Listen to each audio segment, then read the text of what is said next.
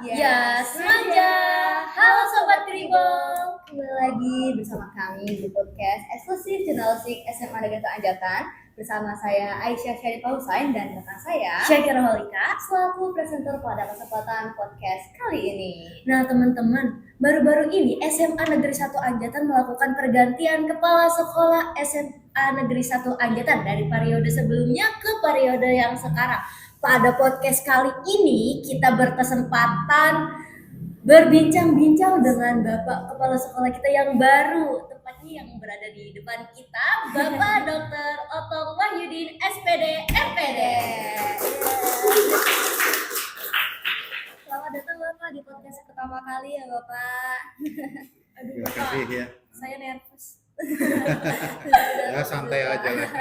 Karena ini Ya. pertama kalinya kami mengundang kepala sekolah gitu Oh, di podcast gitu ya. kali ini gitu Siap. Bapak. Iya, iya. Gimana Bapak? Sehat kabarnya? Alhamdulillah ya sehat Pak. Walafiat ya. Gimana Ya. sibuk atau enggak ini akhir-akhir ini? Ya kalau di awal-awal sepertinya ya tidak terlalu sibuk ya. Nanti sebentar lagi mungkin kalau di kelas 12 ya persiapan itu ujian. Baik, kita langsung ke pertanyaan pertama ya Pak. Baik, terima kasih. Sebelum ke pertanyaan tentang sekolah kita, kami itu sangat penasaran nih, kenapa sih Bapak bisa tertarik ke dunia pendidikan sampai akhirnya menjadi kepala sekolah? Baiklah. Nah, gini ya, pertama sebetulnya memang banyak mempengaruhi saya itu ya menjadi seorang pendidik itu adalah lingkungan. Ya, lingkungan dalam pengertian dari apa namanya kakek saya juga ya, saya sejak kecil tuh kakek saya, terus wow artinya ya keluarga lah begitu ya, itu banyak yang menjadi pendidik gitu ya. Jadi sejak SD juga saya kadang-kadang dibantu untuk ya bantu kalau ada guru yang kosong tuh ngisi ya kelas yang bawahnya gitu ya. Oh, jadi Nah, sudah gitu. aktif Lagi juga, Pak. dari dini. SD Oh, keren dulu tuh sekali. gitu ya, gitu ya karena artinya lingkungan. Kemudian juga sepupu-sepupu saya juga banyak yang kuliah di pendidikan, macam-macam jurusannya, ada ekonomi segala macam lah gitu ya, BP apa segala macam.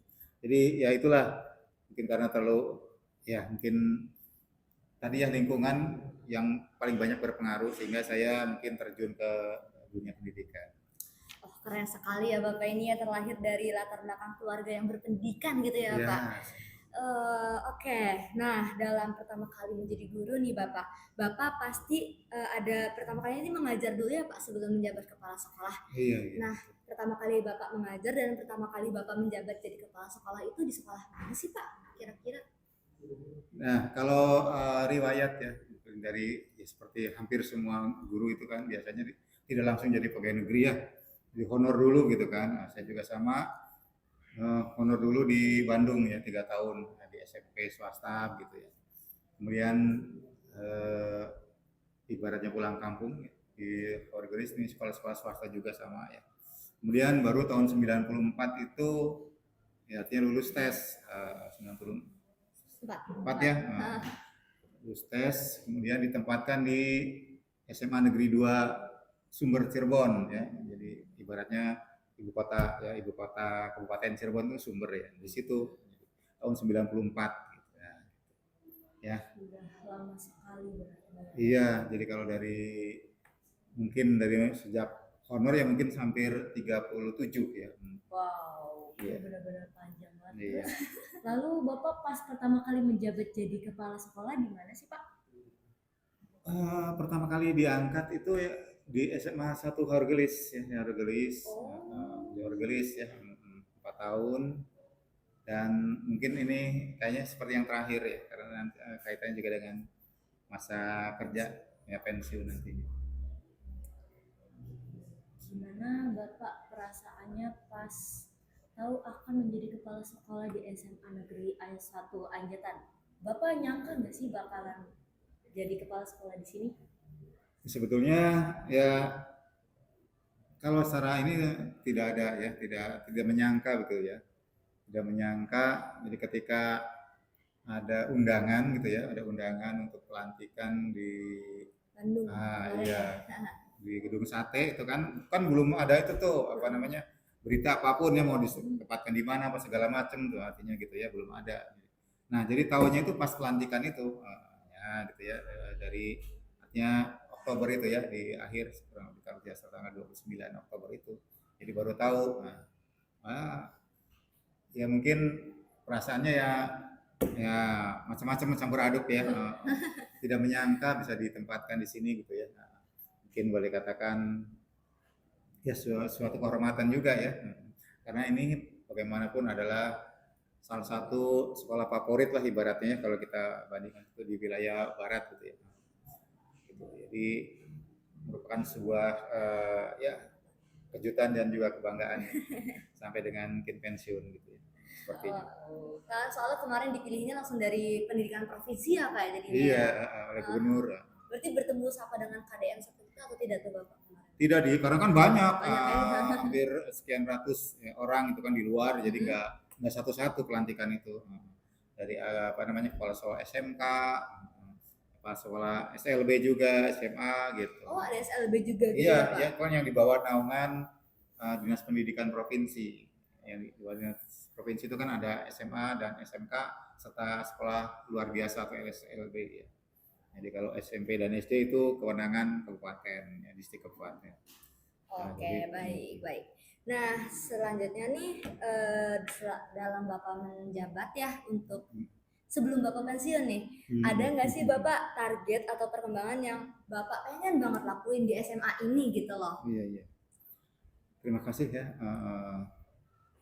Jadi mungkin target atau harapan lah gitu ya sebagai seorang supir ya sebagai seorang pimpinan itu yang pastinya sebagai pendidik ya pendidik artinya tidak hanya mengajar tapi juga membimbing kan itu adalah pertama tentu meningkatkan ya dari segi akademik maupun ini ya kurikulum gitu ya meningkatkan prestasi akademik maupun non akademik ya yang akademik tentu saja kan misalnya yang belum tercapai seperti misalnya juara OSN tingkat provinsi atau nasional itu yang diharapkan.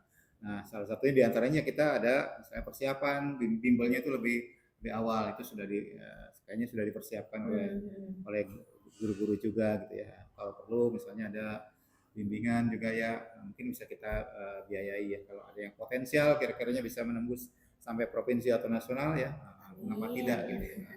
Kita akan dukung gitu ya prestasi apa namanya akademik non akademik juga sama ya apapun ekstrakurikulernya apapun bidangnya itu akan kita dorong walaupun mungkin kita tahu sendiri ya penganggaran itu hanya dari satu ini saja ya dari anggaran pemerintah saja bos sementara kan kita tidak ada lagi sumbangan dari orang tua ini sebetulnya yang agak berat gitu ya karena kalau sampai tinggal ini kan biayanya sangat besar ya sampai provinsi sampai nasional itu kan bukan hal yang sedikit ya gitu ya kemudian juga dari segi sarana kita ingin meningkatkan sebetulnya ya ini kebersihan yang ketika saya datang juga ini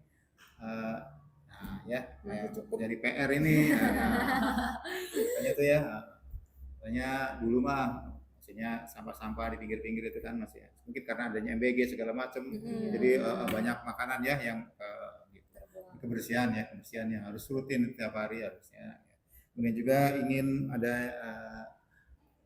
ruang kelas terutama yang posisi di bawah itu ya itu kalau bisa dinaikkan ya sehingga tidak kalau ada tidak kebanjiran gitu ya yang sebelah sana ya pojok pas sebelah sana ya barat utara itu kan barat dan utara itu kelas nah itu kan gitu ya kalau bisa mah ditingkatkan kita ya hanya bisa mengajukan proposal saja ke pemerintah ya kalau kita ke orang tua sudah tidak mungkin lagi jadi kita hanya satu-satunya gitu kita harus ya itu ya mengajukan kepada pemerintah ya untuk supaya artinya yang rendah-rendah itu ya kelas-kelasnya rendah itu bisa jadi tidak kebanjiran lagi. Dan yang berikutnya adalah ingin menciptakan budaya dan iklim sekolah yang kondusif, aman dan nyaman bagi warga, bagi sivitas semanja ini ya. Jadi supaya enak situasinya, tidak tegang, apa segala macam, tidak ada. Jadi tidak ada bullying segala macam, itu yang diharapkan ya. Makanya saya berusaha untuk selalu dekat dengan dengan guru-guru, dengan anak-anak, membangun komunikasi gitu ya, supaya ya kira-kira itu nyaman di sekolah seperti apa gitu ya. Barangkali itu ya yang ingin target yang dicapai dari saya. Semoga target Bapak dapat terrealisasikan. Ya, bagaimanapun ini perlu kerjasama dari semuanya ya. Iya. Kalau anak-anaknya ini tidak mau, ya gimana? Kita punya Sulit. program, anaknya tidak mau melakukan atau gurunya atau yang lainnya ya. Jadi harus adanya kolaborasi dengan semua unsur baru bisa terlaksana. Ya. Tidak bisa. Ya, seperti halnya kendaraan, mobil. Kalau supirnya mungkin bannya kurang satu, ya nggak bisa jalan. Gitu. Iya, bannya harus 4, spionnya apa segala macam, ya nggak ada bensinnya ya nggak jalan, semuanya harus lengkap gitu ya. Iya, harus saling mendukung itu baru bisa terlaksana program itu ya. Nah, tadi ya yang telah Bapak bilang itu, Bapak ini pengen perkembangan Semanja nih nggak cuma dari prestasi, tapi juga Bapak sendiri tuh ingin mengatakan bahwa Bapak ini pengen deket nggak cuma ke guru, tapi juga ke murid ya Pak, menciptakan lingkungan sosial yang sangat aman dan nyaman bagi para siswa gitu ya Pak. Itu merupakan salah satu perkembangan yang baik, yang sangat positif banget untuk Bapak seperti ini ya di Semanja ini ya Pak ya. Benar banget. Nah, terus ini ada pertanyaan yang agak berat. Jadi kan Pak, sekolah kita ini kan sering menekankan ke akademik kita kan Pak. Nah, Bapak pernah mempertimbangkan untuk kesehatan mental dan kebahagiaan civitasnya sendiri tidak Pak? Kayak seimbang gak nih antara akademik sama ini anak-anak merasa nyaman gak ya sekolah di sini gitu Pak? Ya, baik, terima kasih ya. Memang prestasi-prestasi akademik itu penting ya, apalagi di Indonesia nih, karena lebih boleh katakan lebih mementingkan ijazah dibandingkan dengan skill ya. Benar Skill sekali. maupun attitude ya, gitu. Jadi ditanya tuh, ya jadi nilainya berapa segala macam, beda dengan luar negeri ya, mungkin walaupun tidak punya ijazah tapi bisa kayak pintar, bisa ngelas bagus gitu ya, segala macam, itu kan dihargai mereka gitu ya. Jadi dia melihat dari ijazahnya gitu ya, tapi keahlian lebih banyak gitu ya. Nah, terkait dengan itu sebetulnya di dunia pendidikan modern sebetulnya ya, karena mungkin para perumus-perumus pendidikan ini kiblatnya ke arah ya, boleh katakan ke arah Amerika gitu ya, ke arah barat lah begitu ya, sehingga lebih tadi melupakan dengan yang namanya karakter ya, karakter atau mental gitu ya. Beda dengan istilahnya orang-orang timur ya, orang-orang timur seperti ya Indonesia gitu ya, Malaysia terus sampai dengan Jepang gitu kan, timur ya, Cina itu kan ada namanya ya tadi ya, perkembangan mental atau boleh katakan adab atau karakter gitu ya. Nah, gitu ya kita sebutnya itu sebetulnya kalau pendidikan Indonesia zaman dulu ya, zaman Ki Hajar Dewantara lah begitu ya, atau boleh katakan tahun 74 80-an ke bawah ya, zamannya saya sekolah gitu ya, dari SD sampai dengan SMA itu lain, dalam artian kita itu ya diajarkan juga gitu ya, masalah karakter, etika segala macam ya, ya budaya dan segala macamnya, adat gitu yang disampaikan. Nah, ya seperti misalnya ketika masuk saja periksa bukunya gitu ya di meja, atau baris dulu masuk gitu ya, nanti dilihat ininya tuh, kalau tidak stop segala macam, atau yang rambutnya gondrong segala macam digunting segala macam gitu ya. Nah, sekarang itu ada yang membuat guru itu sedikit ketakutan ya, itu adalah yaitu karena masalah HAM itu ya HAM gitu kan, HAM, potong rambut lalu lapor ke orang tua, orang tuanya lapor ke polisi, akhirnya boleh katakan itu melanggar HAM ya, segala macam. Nah, gurunya salahkan.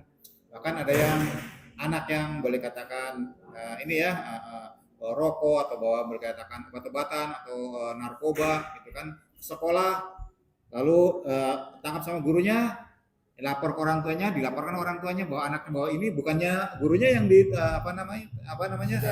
ya sekolah dia malah gurunya yang dijelekan, diamal segala macam.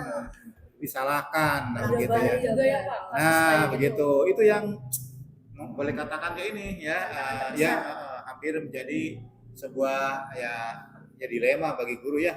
Ketika satu sisi ingin menerapkan artinya ya filosofi pendidikan kita ya, tapi karena ya tadi karena tidak adanya perlindungan segala macam, akhirnya ya guru itu menjadi takut gitu ya. Itu yang berbeda ya dengan pendidikan zaman dulu. Ini yang sudah harus kita dikembalikan sebetulnya sih ya. Gitu ya, supaya guru itu tidak hanya mengajar saja gitu kan, tapi juga mendidik. Kalau mendidik itu kan tadi ya bentuk karakter, menyampaikan iklim budaya yang sehat, ya, kemudian juga menyampaikan adab, etika gitu ya. Mungkin di agama kita ya bagi yang muslim itu juga bahwa ya nabi kita itu diutus itu bukan supaya pinter, tapi untuk beradab. membenarkan atau memperbaiki akhlak manusia kan gitu ya. Di situ. Nah, gitu ya. Kalau mungkin di di negara-negara seperti Jepang apa segala macam itu namanya adab, etika itu sangat dihargai. Ya, kejujuran tinggi daripada kepintaran gitu ya, daripada nilai akademinya tinggi tapi tidak jujur. Cuma gitu ya, Pak. Iya, percuma. Misalnya dapat nilai dari nyontek gitu kan. Mereka selalu mundur kalau ada dari hasil curang itu nggak mau mereka itu ya. Mereka itu sudah nggak mau.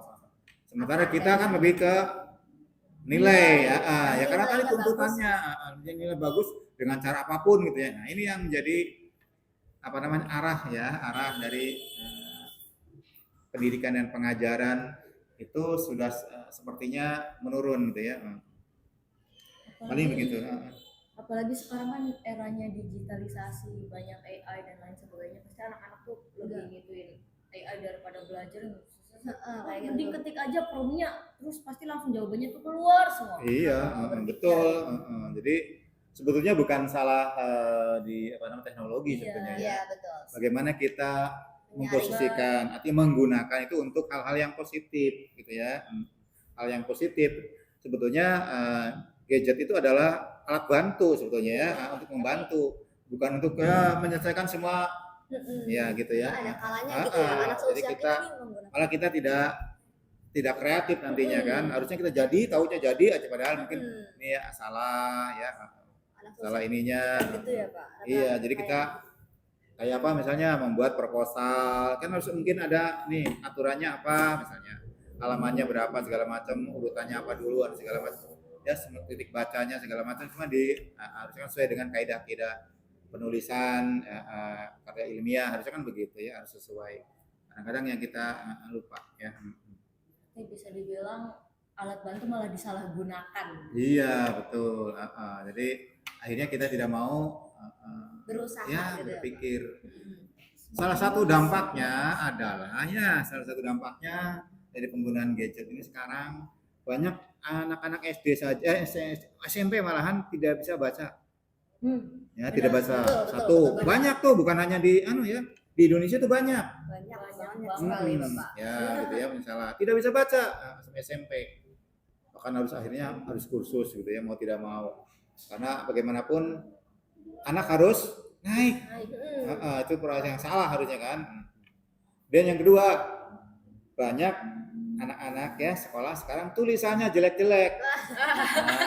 Kenapa? Karena jarang menggunakan, jarang nulis, ngetik dan segala macam, atau pakai langsung atau di foto di papan tulis ya. Jadi akhirnya kan tidak, dulu kan banyak nulis, tidak melatih skill. Iya, jadi ini jadi kayak ceker ayam. Iya, jadi ini kebanyakan tuh jadi kayak dokter semua. Ambil saya periksa ya, dulu tuh enggak ya, tulisannya jadi lebih banyak tulisannya ya. Kenapa?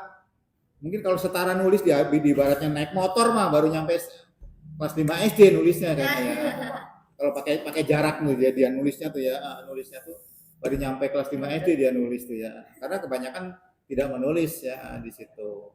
Tidak Ini peduli dengan skill mereka gitu ya, mereka yang pentingnya kayak yang penting ngerjain tapi melupakan skill mereka sendiri. iya, jadi akhirnya nulisnya juga walaupun mungkin memang ya sedikit nanti digunakan ketika mereka kerja ya.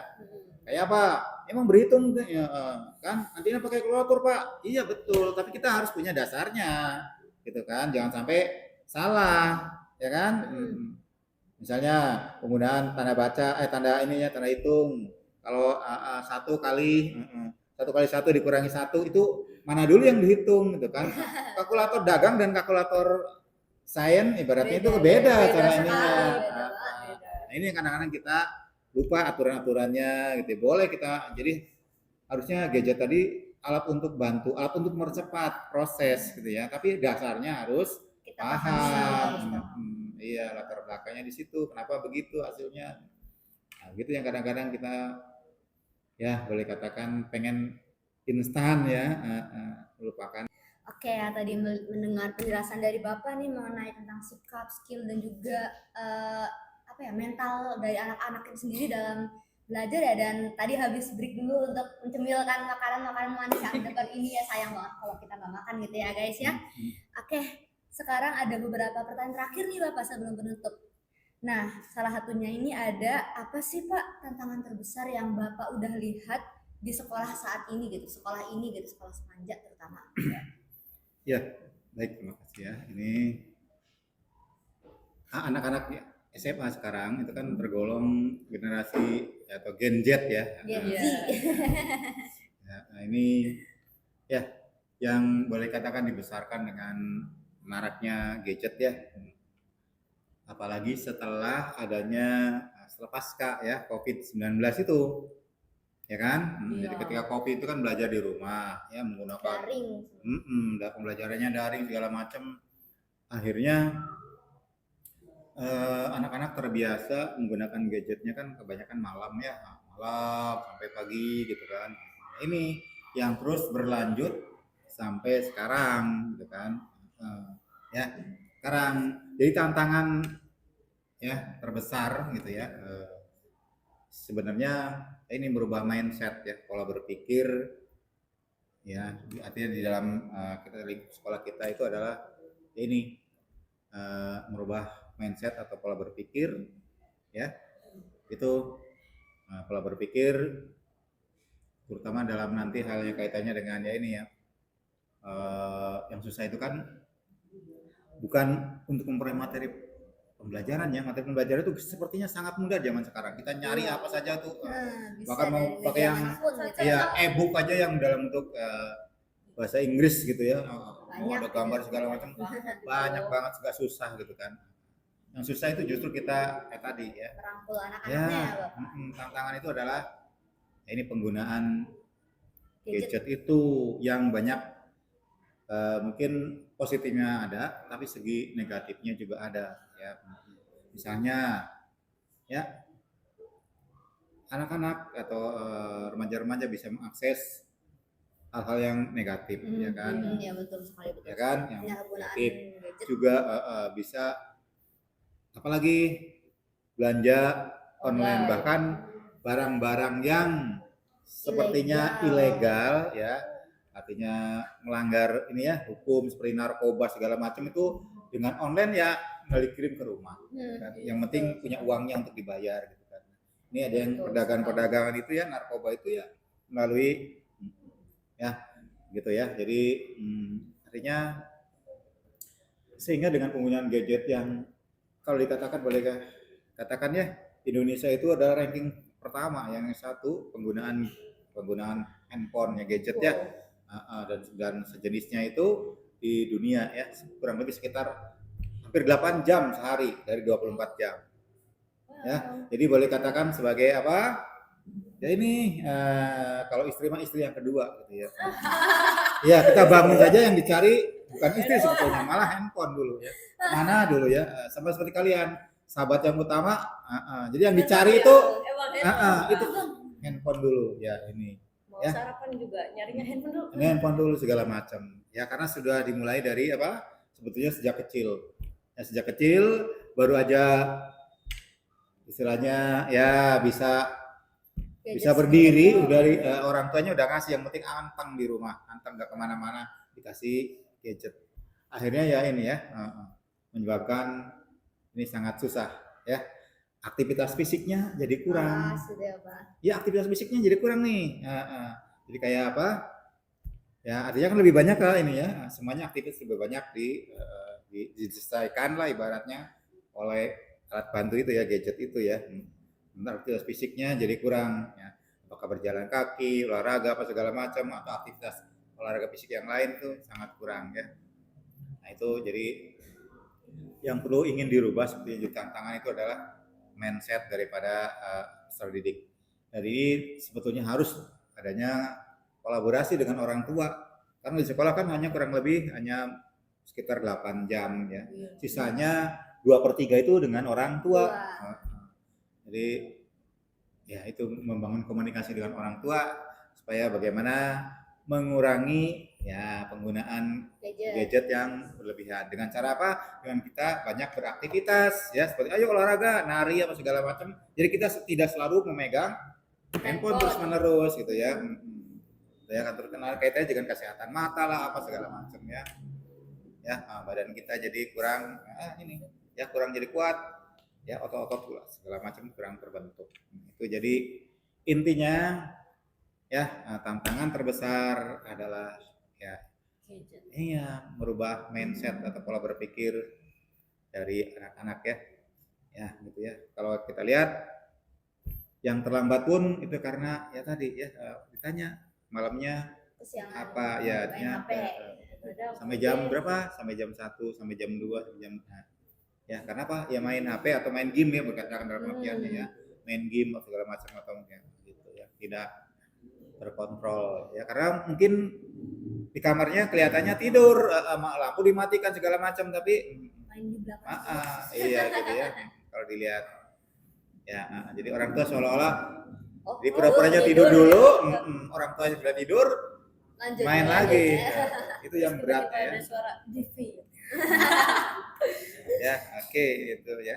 Mudah-mudahan ini sangat berat ya itu ya, daripada memberikan sebuah materi pembelajaran atau memberi apa saja ya, itu sangat sulit ya, karena itu sudah menjadi budaya ya, budaya anak muda sekarang.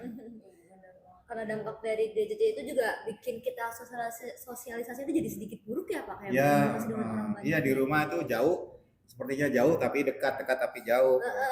Yang di rumah dikacangin, yang jauh deketin kayak gitu. Jadi komunikasi di rumah kurang masing-masing karena sibuk masing-masing. Lah ya Pak. Bahkan kadang ada beberapa anak yang padahal satu rumah ada orang tuanya di situ, tapi ngechatnya ngabarin orang tua pakai HP, mah mau main, padahal kan bisa ya tinggal ngomong gitu. Nah itu dampaknya ya. Jadi sudah fenomena ya zaman kayaknya ya. Ya itu sangat ya sangat sulit ya. Tuh guys, kita harus kurangin gadget untuk orang tua juga mohon kerjasamanya ya. Biar anak-anak tuh makin mantap dalam belajar dan biar seimbang tadi ya. Jadi gadget itu sebagai alat bantu ya untuk mempermudah hidup kita harusnya ya. Jadi itu bukan kita mengandalkan gadget, kalau tidak ada gadget kita nggak bisa kerja, itu yang salah. Ya, gadget nggak ada, HP nggak ada, laptop nggak ada, kita nggak bisa buat proposal, kan salah. Oke, ini pertanyaan terakhir dan sangat ringan. Apa sih pesan-pesan Bapak untuk SMA Negeri 1 Anjatan ini untuk siswa? Baik, pesan-pesan saya sebagai seorang orang tua, ya, sebagai orang guru pendidik, dan juga sebagai seorang kepala sekolah, ini saya kira cukup ada dua saja, kata terlalu banyak, bisa banyak saja. Yang pertama adalah mendisiplinkan waktu, ya, yang kurang nih ya. Jadi kapan, bukan berarti kita tidak boleh main, bukan, tetapi mengatur pola ya. Jadi pola waktu itu bagaimana? Kapan kita harus bermain, kapan kita sekolah, kapan kita boleh katakan belajar, ngaji, sholat, segala macam itu kapan. Jadi kalau ada waktunya ya sholat maghrib, ya sholat maghrib dulu gitu ya. Kapan kita waktunya belajar dulu, segala macam. Kapan kita waktunya main game nggak apa-apa, tidak masalah. Bukannya tidak boleh gitu, tapi kita manajemen waktu ya, mendisiplinkan waktu itu yang perlu Tingkatkan. Nah, yang dibenahi ya, tingkatkan. Supaya nggak tumpang Jangan sampai tindih ya. iya, ya akhirnya kita jadi Jadwalnya harusnya berantakan gitu. tubuh kita juga perlu yang namanya istirahat, gitu kan, mata kita segala macam. Nah, itu ya, sehingga kita tidak terlambat untuk ya sekolah segala macam. Harusnya kita ujian, akhirnya jadi ngantuk, ya, kan gitu ya, segala macam ya. Karena kita tidak bisa mengatur Waktu. disiplin waktu ya, pola waktu. Kemudian yang kedua, jangan berpuas diri ya, jangan berpuas diri nih. Bagi anak-anak Semanja nih, Semanja adalah sekolah yang paling boleh katakan favorit di sini. Kita akhirnya gitu tidak, akhirnya kita tidak berlatih dan belajar, gitu kan, tidak lupa dengan yang namanya berlatih dan belajar. Jadi seperti pemain timnas kita, pengennya langsung main saja, jarang berlatih tiap hari ya. Kalau pemain-pemain profesional ya di Eropa dunia itu kan, walaupun seperti Ronaldo dan Messi itu tiap hari yang namanya latihan dan disiplin. Ya gitu ya, disiplin ya. Kalau tidak latihan itu akan ditegur atau dihukum. Tapi mereka biasanya sudah ya disiplin sendiri ya, tidak harus Karena sudah terbiasa. sudah terbiasa harus latihan gitu ya.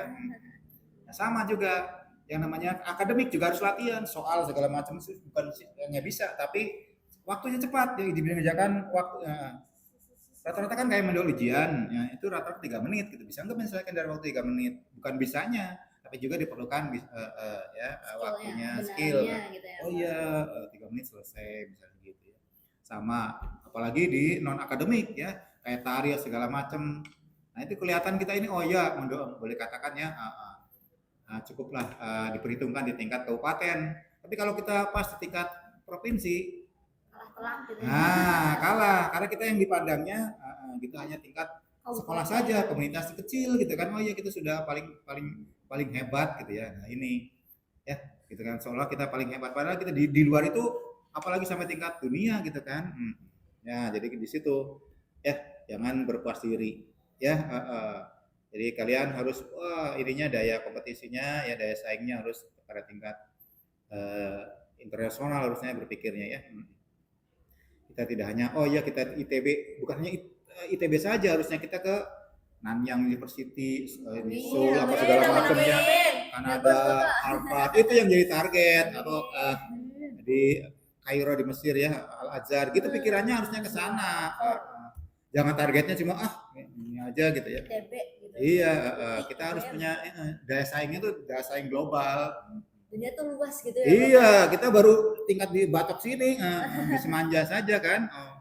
Ternyata ya kalau kita bandingkan, oh iya kenapa orang-orang anak-anak Bandung itu kan anak-anak kota, misalnya Jakarta, Semarang segala macam, kan orang tuanya sangat mendukung. Mereka ada bimbel misalnya di GO atau di apa segala macam gitu ya, prima agama, habis pulang gitu kan, ditambah lagi dengan apa ya les privat segala macam gitu ya. Ya kan, baca Inggrisnya ya jauh kita kan misalnya begitu, karena mereka ya sudah gitu kan, artinya persiapannya ya segala macamnya itu mereka sudah, makanya kita ya jadi sangat jauh. Jadi kita tidak hanya cukup di situ ya, jadi anak-anak Semanja ya, jangan berpuas diri cuma di lingkup kecil kita aja ya. Kita paling hebat loh, ya hebat loh di sini, kita belum apa-apanya gitu kan. Masih sekecil ini. Iya masih sekecil, iya. Ya jauh dibandingkan mungkin sekolah tingkat yang provinsi gitu ya, apalagi tingkat nasional kayak kebanyakan itu justru ini ya sekolah swasta yang jadi swasta gitu ya. Santo ya Kristen, Bebekar Penabur segala macam ya, Santo Yusuf segala macam, atau mungkin juga yang di ininya ya